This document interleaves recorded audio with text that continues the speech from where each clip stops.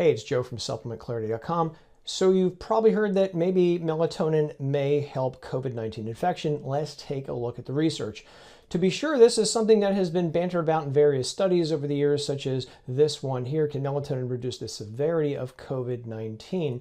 And they do point out a few things that are kind of interesting here in this study, such as kids don't get COVID infection. They don't suffer from it as much as older people. Maybe one of the reasons is as we get older, our melatonin levels drop. Bats, where this virus may have originated from, have lots of melatonin. And also they point out that melatonin can reduce inflammation. Okay, that's good. Part of the COVID problem is it results in massive inflammation in the body. And it may also modulate the immune system. And so all those are good, but what we really need are studies that see if maybe melatonin might work. And this is the study that's gotten people buzzing. And as you can see from the study title here, melatonin isn't even mentioned. But I'll just point out to you that this is essentially a cell investigation combined with a population-based study. The part that's gotten people interested is this part here, where researchers looked at almost 27,000 people and found that those who took melatonin, they had almost a 30% reduced likelihood of testing positive for COVID-19.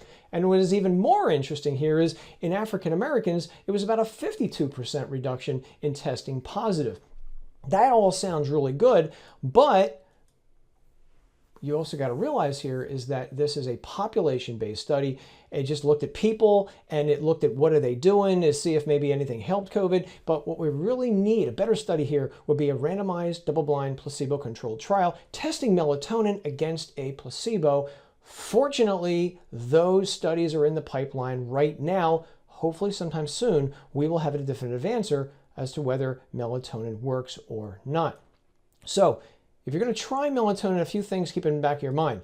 Number one, on the pro side here, this is pretty inexpensive. It's been around a long time. You can buy it online. You can buy it in health food stores in your neighborhood, etc. It doesn't cost a lot.